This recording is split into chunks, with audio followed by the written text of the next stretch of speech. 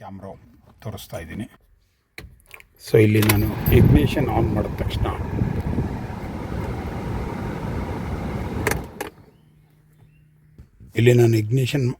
ತಕ್ಷಣ ನಮ್ಮ ಗಾಡಿಯಲ್ಲಿ ಡಿಫಾಲ್ಟಾಗಿ ಈ ಥರ ನಮ್ಮ ಗಾಡಿ ತೋರಿಸುತ್ತೆ. ಇದು ನಮ್ಮ ಫ್ರೆಂಡ್ದು ಎರ್ಟಿಗಾ. ನೋಡಿ, ಇಲ್ಲಿ ಒಂದು ಬಟನ್ ಟಚ್ ಮಾಡಿರೋದು ಫ್ರಂಟ್ ವ್ಯೂ ಬರ್ತಾ ಇದೆ. ಸೊ ನಾನಿಲ್ಲಿ 2ನೇ ಬಟನ್ ಟಚ್ ಮಾಡಿದೆ, ಇದು ನನ್ನ ಬ್ಯಾಕ್ ವ್ಯೂ ತೋರಿಸ್ತಾ ಇದೆ. ಇದು 3ನೇ ಬಟನ್ನು ಲೆಫ್ಟ್ ಸೈಡ್ ತೋರಿಸ್ತಾ ಇದೆ. ಸೊ ಇಲ್ಲಿ 4ನೇ ಬಟನ್ನು ಇದು ರೈಟ್ ಸೈಡ್ ತೋರಿಸುತ್ತೆ.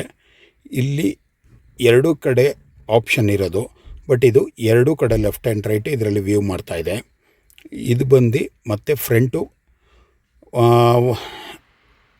90 ಡಿಗ್ರಿ ವ್ಯೂ ತೋರಿಸ್ತಾ ಇರೋದು.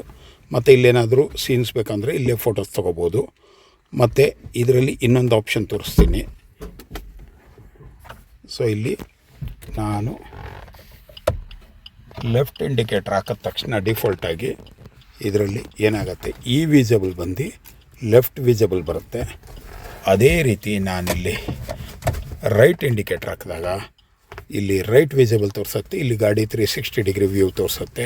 ಸೊ ಇದರಿಂದ ಏನಾಗುತ್ತೆ, ಸೈಡಲ್ಲಿ ಕಳ್ಳು ಅಥವಾ ಹಳ್ಳ ಏನಾದರೂ ನಮಗೆ ವ್ಯೂ ಗಾಡಿಯಿಂದ ಹಂಗೆ ಕಾಣುತ್ತೆ ಇರೋದು ಇದರಲ್ಲಿ ಕ್ಲಿಯರಾಗಿ ವ್ಯೂ ಇರುತ್ತೆ.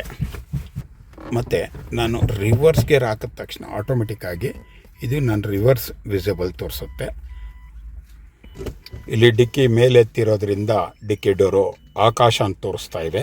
ಈಗ ನೋಡ್ಬೋದು, ಡಿಕ್ಕಿ ಹಾಕಿರೋದ್ರಿಂದ ರೋಡ್ ವ್ಯೂ ಕ್ಲಿಯರಾಗಿ ಎಷ್ಟು ಕ್ಲಾರಿಟಿಯಾಗಿ ಕಾಣಿಸ್ತಾ ಇದೆ ಅಂತಂದ್ಬಿಟ್ಟು ರಿವರ್ಸ್ ಗೇರ್ ಹಾಕಿದರೆ.